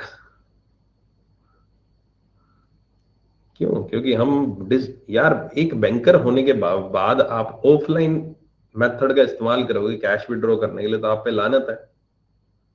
आप अगर खुद बैंकर हो, है ना, और या फिर आप बैंक एग्जाम एस्पिरेंट ही हो, आप बैंकर बनने का ख्वाब जो देख रहे हो, स्टिल अगर आप ये चेक का टाइप या फिर आप ये विड्रॉवल वगैरह इस्तेमाल करोगे तो भाई साहब क्या कर रहे हो आप? क्यों बैंक का नुकसान कर रहे हो? क्यों ट्रांजेक्शन कॉस्ट बढ़ा रहे हो? आपको ATM मशीन डिजिटल बैंकिंग का इस्तेमाल करना चाहिए। करना चाहिए कि नहीं करना चाहिए? ये तो आपके पिताजी जो उम्र के लोग हैं उनको बिलीव नहीं होता ये UPI की पेमेंट पे। उनको तो हाथ में जब तक चेक आता नहीं है ना तब तक ही होता है। ये मेरे पिताजी ने ही कुछ किया होगा, चेक उन्होंने काट के किसी को पेमेंट करनी होगी दे दी होगी, है ना। मैं तो कितनी बार कह दिया कि चेक मत दिया करो, मुझे बता दिया करो, मुझे कोई उनका अकाउंट नंबर बता दिया करो या फिर उनका कोई UPI ID बता दे, मैं हाथों हाथ पेमेंट कर दिया करो। लेकिन नहीं, पिताजी तो पिताजी है ना। उनको उनको फील ही नहीं आता जब तक मैं किसी को चेक नहीं दूंगा। और तो और पिताजी हमारे ऐसे हैं कि चेक की फोटोकॉपी भी रखेंगे अपने पास प्रूफ के लिए कि भाई मैंने ये चेक की फोटोकॉपी अपने पास रखी है, ये मैंने चेक उस पर्सन को दिया था। कल को बंदा कुछ कहे, कल को वो बंदा कुछ ये ना कहे कि मुझे चेक नहीं दिया था, है ना। मेरे पिताजी ऐसे हैं। मुझे जबकि पता है आजकल टेक्नोलॉजी इतनी अच्छी हो गई है, बैंक स्टेटमेंट निकल जाती है, बैंक से पैसा किसी और बैंक को दिया गया हम उस दे जा वो पता लग जाता है। लेकिन नहीं, वही बात की। अब आपके लोगों के लिए सोचो, आप लोगों के लिए 12 साल का बैंक का एक्सपीरियंस लेके आपको बैंकिंग वाले के ना जाने कितने कोर्स करा दिए। बैंक के बच्चे इंटरव्यू देने जाते हैं, वहां पर मेरी तारीफ होती है कि कहाँ से तुम बैंकिंग पढ़ के आए हो, है ना। इतना कुछ आपको जबरदस्त नॉलेज दी जाती है। लेकिन वही बात होगी, घर की मुर्गी दाल बराबर, है ना। आपके साथ भी यही होगा, घर में सभी सभी घरों में यही है। आप जितने में आप मैं कहता हूँ IAS बन जाओ, आप कलेक्टर बन जाओ, लेकिन पिताजी अरे तुझे कुछ नहीं आता, तू चुप बैठ, है ना। सारी चीजें मेरे को पता है, मैं तेरा बाप हूं, है ना। तू चुप रह, जो मैं कर रहा हूँ वो सही है ना। मेरे साथ भी ऐसा ही है। अपनी में कोनो इज्जत को कोनो इज्जत नहीं, है ना। पिताजी को कितनी बार बोल दिया डिजिटल बैंकिंग का इस्तेमाल करवा लिया करो, UPI बता दिया करो, नहीं। फिर भी चेक की पकड़ा के आएंगे सामने वाले बंदे।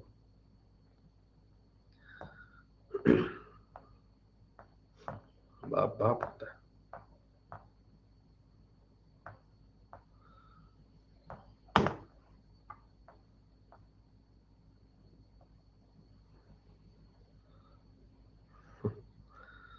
चलो आगे बढ़ते हैं।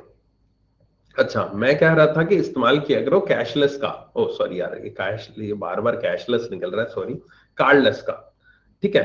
अब यहां पर आपका क्या होता है कि क्यों किया जाना चाहिए इसका इस्तेमाल ज्यादा से ज्यादा? उसका रीजन एक ये है कि आजकल ATM मशीन्स में फ्रॉड बहुत ज्यादा होने लग गया। फ्रॉड कैसे? आपने बहुत सारी वीडियोस भी ऐसे देखी होंगी, अगर आपने इधर उधर से वीडियोस फॉरवर्ड होकर आ जाती हैं, कि जो ATM मशीन का जो एक जो कार्ड जहां पर आप डालते हो ना, कार्ड रीडर होता है, वहां पर क्या किया जाता है, वहां पर एक ऐसा डिवाइस इंसर्ट कर दिया जाता है जिससे कोई भी पर्सन उस पर कार्ड लगाता है तो उसकी कार्ड की डिटेल जो है वो डिटेक्ट हो जाते हैं। उस कार्ड की डिटेल जो है वो उस डिवाइस के अंदर चली जाती है। जो कार्ड रीडर होता है उसके अंदर वो डिवाइस होता है। ठीक है, आपको पता नहीं लगेगा, आपको नॉर्मल लगेगा सब कुछ। और दूसरा, जो यहाँ पर कीपैड होता है, जहां पर कीपैड होता है उसके ऊपर वाले हिस्से में, उसके जस्ट अपोजिट हिस्से में, जो आपको दिखाई नहीं देता, ऊपर वाला हिस्सा ऐसे सा होता है ना, ऊपर वाला, यहाँ पर बीच में कीपैड होगा, ठीक है, और ये ऊपर वाला यहाँ पर हिस्सा, यहाँ पर कोई ऐसा छोटा सा कैमरा लगाया होता है जो आपको पता नहीं चलेगा, ठीक है। और वो क्या करता है, वो कैमरा जब भी आप कार्ड डालोगे, इधर कार्ड डालोगे कार्ड रीडर में, तो आपकी कार्ड की डिटेल्स वो यहाँ पर फैच कर लेगा उनका डिवाइस। दूसरा, उनको क्या चाहिए होगा, एक तो उनको कार्ड की डिटेल चाहिए, दूसरा उनको क्या चाहिए, पिन नंबर चाहिए, राइट, उनको चाहिए पिन नंबर। अब पिन नंबर आपने जब उस पर लिखा पिन नंबर ऐसे ऐसे करके, तो उनको पिन नंबर फैच हो गया। वो क्या करेंगे, वो आपके आएंगे, आपकी कार्ड डिटेल, अपनी कार्ड की डिटेल में किस तरह इंसर्ट करके क्लोन कार्ड बना देंगे, और क्लोन कार्ड आपका बन गया, कार्ड का पिन आपके पास आ गया, और आपके कार्ड से ट्रांजेक्शन कर देगी। ये चीज यहाँ पर होती है, और ये बड़ी फ्रीक्वेंट है, और बड़े शहरों में ये आम बात है, और इसको रोकने के लिए भी कुछ किया नहीं जा पा रहा, फ्रेंकली बोलो तो, ठीक है, कुछ भी किया नहीं जा पा रहा। तो इसीलिए यही एक अवेयरनेस फैलाई जाती है, सावधान रहे, सतर्क रहें। या तो तभी तो इसीलिए तो कार्डलेस ट्रांजेक्शन शुरू हुई थी।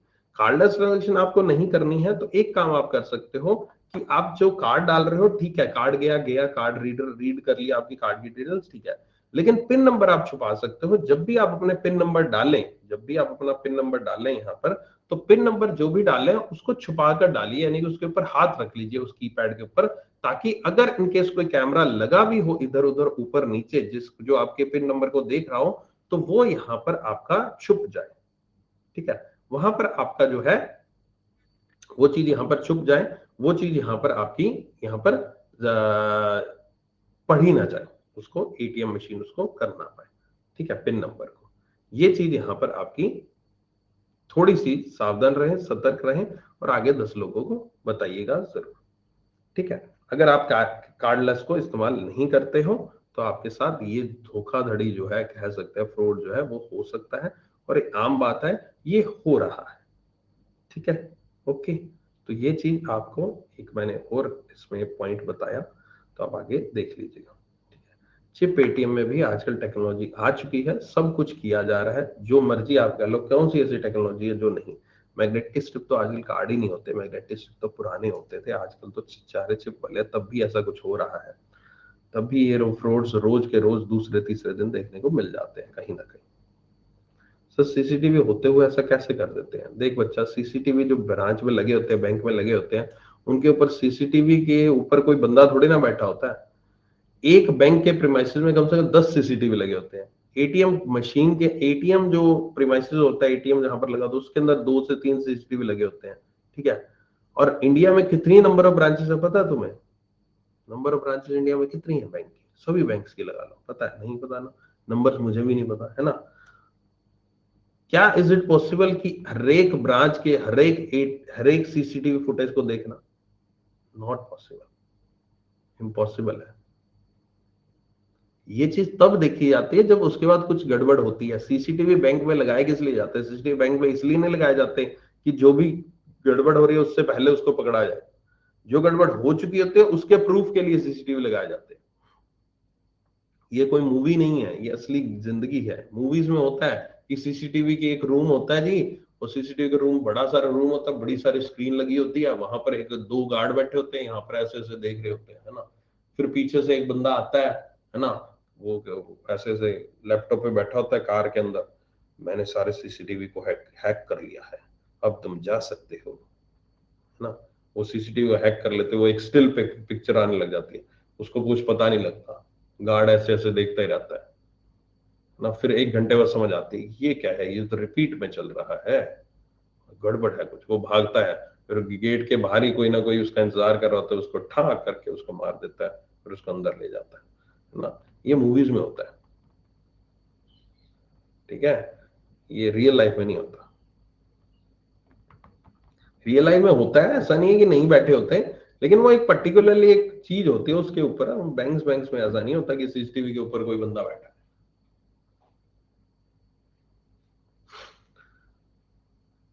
हाँ, एक चीज है, आजकल ये चीज हो गई है वैसे, कि कुछ ऐसी टेक्नोलॉजी आ गई है जिसके थ्रू यहाँ पर मॉनिटरिंग जरूर की जाती है, और ये मॉनिटरिंग सेंट्रलाइज लेवल पे की जाती है। सेंट्रलाइज लेवल पे की जाती है।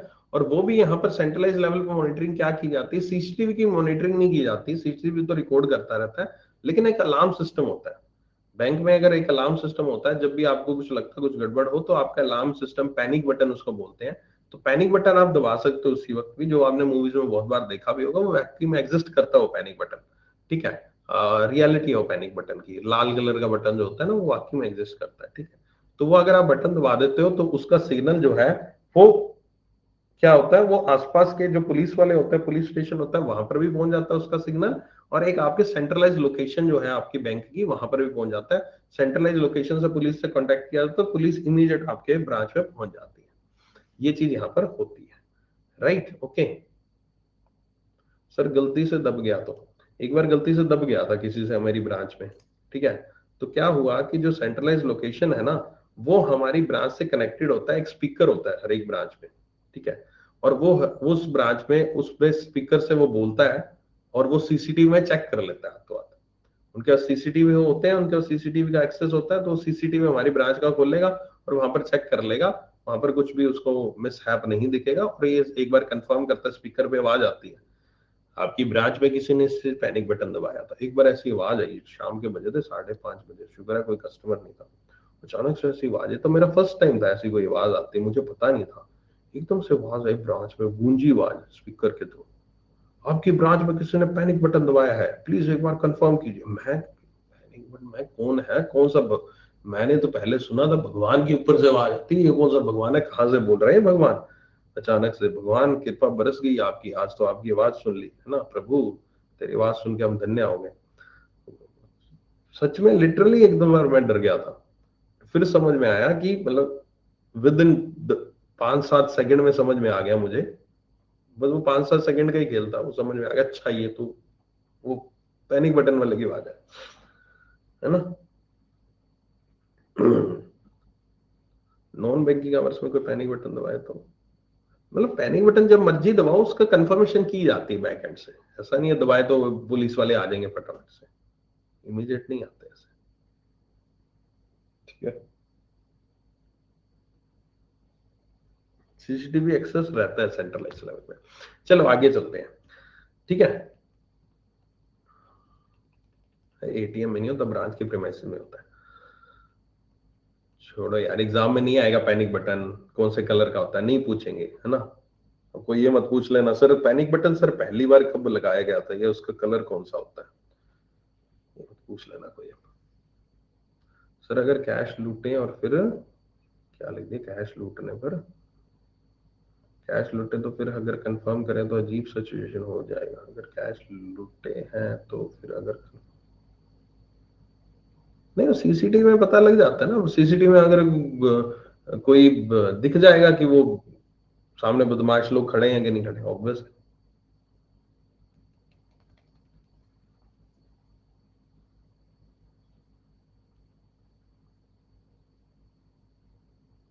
सिम कार्ड से ऑनलाइन है कैशलेस ट्रांजेक्शन नहीं, चार्ज अगर आप सेम बैंक में करें कोई चार्ज नहीं लगता।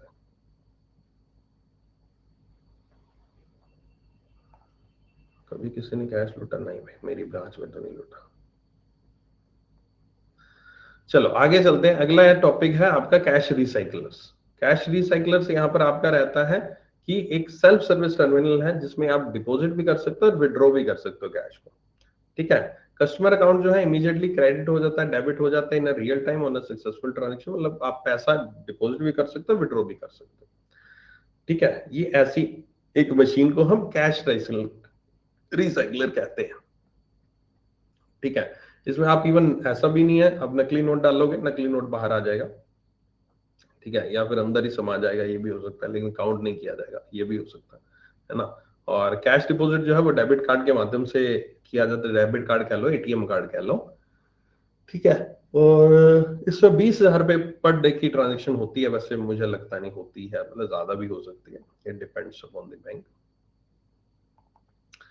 एक होता है kiosk banking. Kiosk banking basically एक ऐसी होती है, एक ऐसी जगह होती है जहां पर आपको बहुत सारी सर्विसेज उपलब्ध करवाई जाती हैं बैंक्स के द्वारा। ठीक है, एंड ये सर्विसेज जो ऑफर की गई हैं कियोस्क बैंकिंग की, वो है जो आपने एटीएम मशीन के थ्रू की थी, वही है आपकी कियोस्क बैंकिंग। बेसिकली एक ऐसी मशीन इन्होंने प्रोवाइड करा दी जहां पर आप बहुत सारी चीजें एक साथ कर सकते हो।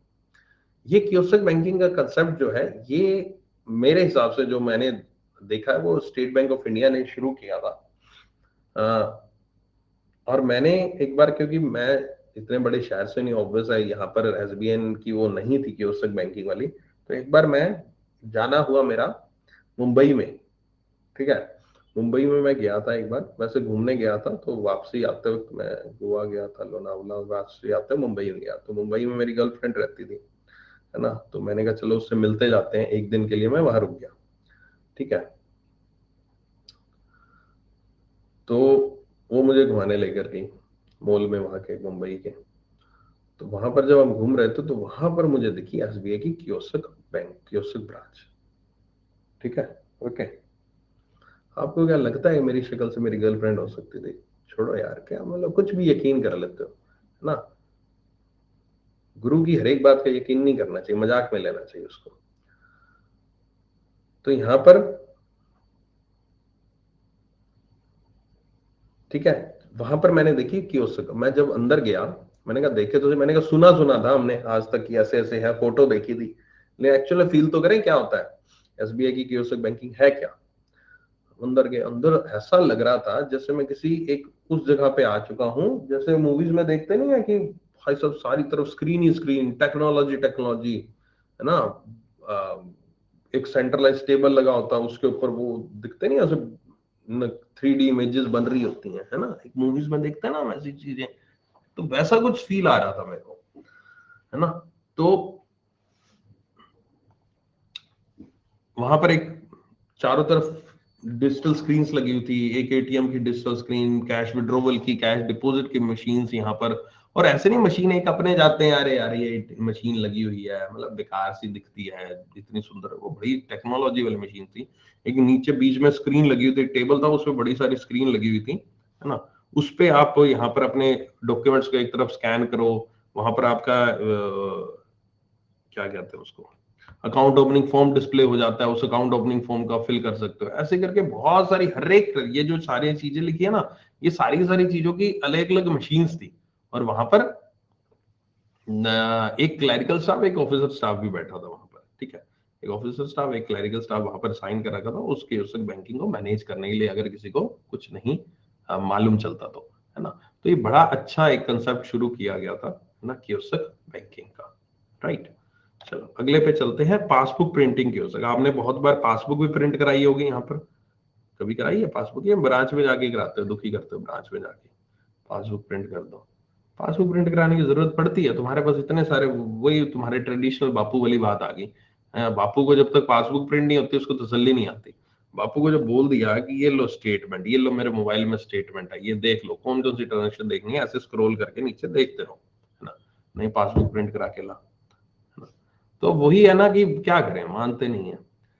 वो पासबुक प्रिंटिंग मशीन इसी के लिए की गई है कि आपके जो एटीएम प्रीमाइसेस होता है उसी के अंदर एक और मशीन लगी होती है जिसको हम पासबुक प्रिंटिंग कहते हैं। वहां पर आप अपनी पासबुक डालते हैं और वहां पर जो भी इंस्ट्रक्शंस आते हैं उसके अकॉर्डिंग आपकी पासबुक प्रिंट होकर बाहर आ जाती है। लेकिन उसके लिए आपको डायरेक्टली पासबुक नहीं डालनी, एक पासबुक रीडर होता है, वो कोड होता है जो एक कार्ड रीडर टाइप वो पीछे लगा होता है, क्यूआर कोड, वो यहाँ पर आपको बार कोड, वो बार कोड यहाँ पर आपको ब्रांच में जाके एक स्टिकर यहाँ पर लगवाना होता है। ठीक है, जो कि पासबुक के ऊपर लगती है। और उस स्टिकर के माध्यम, उस स्टिकर जब तक नहीं लगा होगा तब तक पासबुक प्रिंट नहीं होगी, और ये चीज की गई है। ठीक है, एंड ये पासबुक प्रिंटिंग का कियोस्क या फिर एक मशीन आपकी काम करती है। ठीक है, अगला आता है cash deposit machine. Cash deposit machine अभी मैंने जो आपको बताया था, दैट इज एक कैश रिसाइकलर, है ना, कैश रिसाइकलर ही पढ़ा था ना, कैश रिसाइकलर, कैश रिसाइकलर और cash deposit machine. Cash recycler में क्या होता है, कैश रिसाइकलर में जो आप पैसा जमा कराते हो ना, वही पैसा कैश विड्रॉवल के रूप में भी निकल जाता है। मतलब वही, मान लीजिए मैंने अभी ये 10,000 जमा कराए, वही 10,000 पे कोई और निकलवा सकता है, वही नोट उसको मिल जाएंगे। ठीक है, लेकिन कैश डिपॉजिट मशीन में आपका यहाँ पर क्रेडिट हो जाता है, पैसा जमा हो जाता है यहाँ पर आपका, उसमें उसके अंदर कैश विड्रॉ नहीं होता, वो केवल और केवल कैश डिपॉजिट मशीन ही होती है। एक्सक्लूसिव कैश डिपॉजिट मशीन ही वो काम करती है, उसके अलावा उसका और कोई काम नहीं होता है। राइट, एक अगला आता है आपका, एक और आता है बल्क नोट एक्सेप्टर। ये बल्क नोट एक्सेप्टर भी क्या होता है? बल्क नोट एक्सेप्टर भी कैश डिपॉजिट मशीन ही होती है, लेकिन थोड़ा सा इसका काम अलग होता है। काम वही है, डिपॉजिट ही करती है, लेकिन इसमें यहाँ पर कुछ मल्टी फंक्शनल एबिलिटी होती है। इसमें क्या होता है, आप bundle notes up to 200 mixed notes जो है वो यहाँ पर आप भर दे सकते हो। मिक्स आप जंबल नोट्स दे दो, 500 के, 1000 के तो है नहीं, 2000 के, या फिर 200 के, 100 के, ऐसे मिक्स नोट दे दो अप टू 200। ठीक है, वो आप दे दो, वो अपने आप ही उसको यहाँ पर काउंट करेगा। ठीक है, अपने आप ही उसको सब कुछ मिंगल अप करके और आपको वो डिपॉजिट एक्सेप्ट कर लेगा। ठीक है, ये आपको जो आपके आसपास जो आपको दिखाई देती है ना, जो आप आसपास देखते हो, यूज करते हो, वो बल्क नोट एक्सेप्टर ही होती है मैक्सिमम टाइम। ठीक है, आप उसके अंदर पैसा डालते हो, अपने आप एक्सेप्ट कर देता है। लेकिन नॉर्मल अगर बाकी मशीन हो तो उसमें ये कई बार लिखा हुआ मिलेगा कि एक एक करके नोट डाल लें, या फिर ऐसा लिखा होगा कि एक ही टाइप के नोट एक बार में डाल लें, है ना, ऐसा करके लिखा होगा। तो वो चीज फिर वो आपकी कैश रिसाइकलर या फिर कैश डिपॉजिट मशीन होगी, है ना। बीएनए में आपका यहाँ पर किसी भी तरह से आपका मल्टी फंक्शनल काम करता है, और ये यहाँ पर किसी भी तरह से आप 200 नोट्स जो है वो एक साथ आप दे सकते हो, और आप मिक्स में ही दे सकते हो। कोई आपको अलग अलग ऐसा नहीं है 200 के अलग रखोगे, 100 के अलग रखोगे, फिर आप 500 के अलग, तो ऐसा रखने की जरूरत नहीं है। Right, okay. मैक्सिमम टाइम आपने अपने आसपास बंच नोट एक्सेप्टर, ये बल्क नोट एक्सेप्टर ही देखा होगा। मैं फिर से कह रहा हूं, जो लगी होती है मशीन वो बीएनए ही लगी होती हैं 99% जगह पर। जो मैंने अपने करियर में देखी है बीएनए ही देखी, हम उसको बीएनए ही बोलते हैं। हम इवन बातचीत भी करते हैं ना ब्रांच में आपस में, तो हम बीएनए ही बोल के बातचीत करते हैं कि अच्छा बीएनए का क्या हुआ, अच्छा बीएनए में है ये चल रहा है, बीएनए वो चल रहा है, वगैरह वगैरह। ठीक है, ओके। मतलब जो कैश डिपॉजिट थी, कैश रिसाइकलर भी आती है। Cash recycler bulk note acceptor का एक पार्ट कह सकते हो, कि बल्क नोट एक्सेप्टर है और वही कैश रिसाइकलर भी हो सकती है। ठीक है, कि उसमें से पैसा निकल भी सकता है, ऐसा भी हो सकता है, वही पैसा जो डाला गया वही पैसा घूम फिर वापस आपका आ गया। Right, okay. तो जो यहाँ पर अकेली कैश डिपॉजिट थी वो शुरुआत वहां से हुई थी, ऑब्वियस है, क्योंकि धीरे धीरे टेक्नोलॉजी आगे अपग्रेड होती है, तो धीरे धीरे टेक्नोलॉजी अपग्रेड होती हुई आज की डेट में वो बीएनए तक पहुंच चुकी है। पहले शुरुआत कैश डिपॉजिट से हुई थी, जब किसी टाइम पे आप केवल और केवल एक एक नोट करके, दो दो नोट, 10 10 नोट करके भरते थे, और इवन वहां पर ये भी लिखा होता स्पेसिफिक कि इतने नंबर ऑफ नोट से ज्यादा नोट मत डालें, ये भी लिखा होता था। ठीक है, लेकिन आजकल आपकी ऐसी कोई रिस्ट्रिक्शन नहीं, आजकल कुछ नहीं लिखा होता, आप जो मर्जी डालो, आप सिंपल नोट, वहां पर एक खिड़की खुलती है, आप उसमें नोट रख दो, अपने आप काउंट होकर चली जाएगी।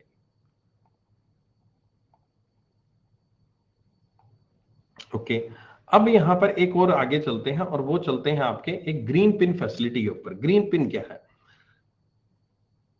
जब आपका कोई नया एटीएम कार्ड आता है, डेबिट कार्ड आता है, तो आप सबसे पहले क्या होता है, वहां पर लिखा होता है कि पिन नंबर अपना जनरेट कर लीजिए।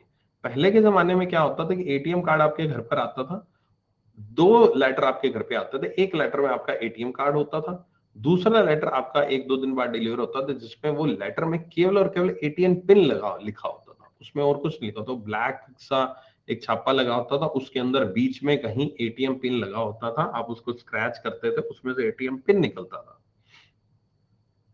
ठीक है, तो वो चीज जो थी वो यहाँ पर काफी ज्यादा, एक तो सेफ नहीं थी, क्योंकि कागज के थ्रू आपका पिन नंबर आ रहा है, लेकिन वो अलग अलग भेजते थे ताकि सेफ रहे, वो चीज भी ठीक है, सेफ तो थी, लेकिन उससे कागज का काफी नुकसान, है ना, पेपर वेस्टेज वगैरह होती थी। तो इसलिए सभी बैंक्स ने उस पर्टिकुलरली कागज को यहाँ पर बचाने के लिए ग्रीन पिन की सुविधा उपलब्ध की, कि अब एटीएम मशीन आपके पास आ जाती है, आप एटीएम मशीन क्या, एटीएम कार्ड आपके पास आ जाता है, आप एटीएम मशीन पे जाइए, वहां पर अपना कार्ड डालिए, वहां पर लिखा आता है जनरेट ग्रीन पिन। आप जनरेट ग्रीन पिन पे क्लिक करोगे तो आपके मोबाइल पे एक एसएमएस आ जाएगा, ओटीपी आ जाएगा, एसएमएस आ जाएगा, जो एक नंबर आपको दिया जाएगा सीक्रेट कोड, वो आप सीक्रेट कोड सामने स्क्रीन पे डालोगे, वहां पर आपका आ जाएगा जनरेट न्यू पिन कोड। आप नया पिन कोड अपना जनरेट कीजिए और you are good to go. आप आगे फर्दर उस कार्ड को इस्तेमाल कर सकते हैं। आपको खुद ही आप अपने लेवल पर नंबर जनरेट कर रहे हो, पिन नंबर जनरेट कर रहे हो, उसी को हम ग्रीन पिन कहते हैं। कागज को यहाँ पर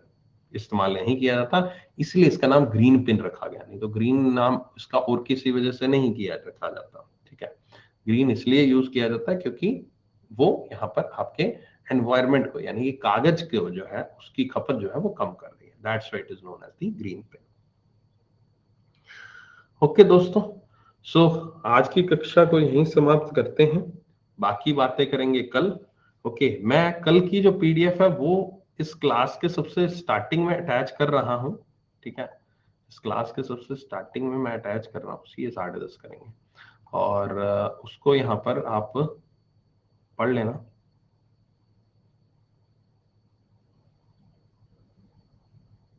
नहीं, कल मैंने क्या पढ़ाया था, अच्छा, अरे यार कल की पीडीएफ तो मेरे दूसरे पीसी में रह गई। नहीं कि नहीं नहीं नहीं नहीं, रुको रुको, चार्जेस पढ़ाए थे ना, टाइप ऑफ चार्जेस पढ़ाए थे ना, रुको, है इसी पीसी में देता हूँ, ठीक है। ओके,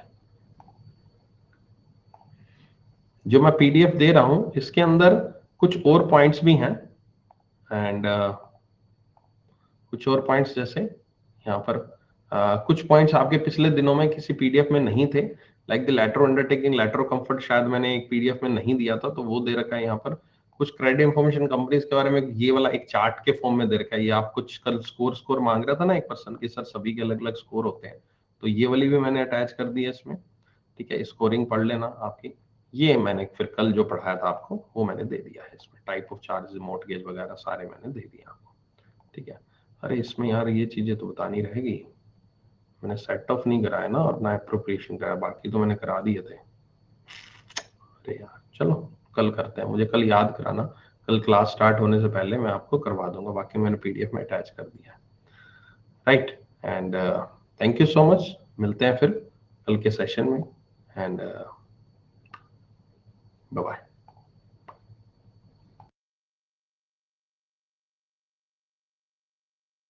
हाँ बाकी टॉपिक करेंगे, धीरे धीरे करा दूंगा सारे टॉपिक। इस बार क्लासेस एक्स्ट्रा ही शेड्यूल की हुई हैं बीच बीच में मैंने, तो कवर हो जाएंगे आपके, है ना। इस बार जो क्लासेस हैं आपकी, जो पुराने बैच से ज्यादा ही आपकी शेड्यूल्ड हैं इस कोर्स में क्लासेस, तो सारे टॉपिक्स कवर हो जाएंगे, टेंशन मत लो। आरबी ग्रेड बी की आज तो आई डोंट थिंक क्लास है क्या आज के शेड्यूल में? आज के शेड्यूल नहीं है आरबी ग्रेड बी क्लास, देख लेना शेड्यूल में लिखा होगा, तो आज नहीं होनी चाहिए ग्रेड बी की class, I don't think so. देखता हूँ, नहीं बस वही है 8:35 में जीआईबी की क्लास है आज, आरबी ग्रेड बी की क्लास नहीं। भेजते हैं, फोटो भेजेंगे। चलो थैंक यू, मिलते हैं फिर, बाय बाय।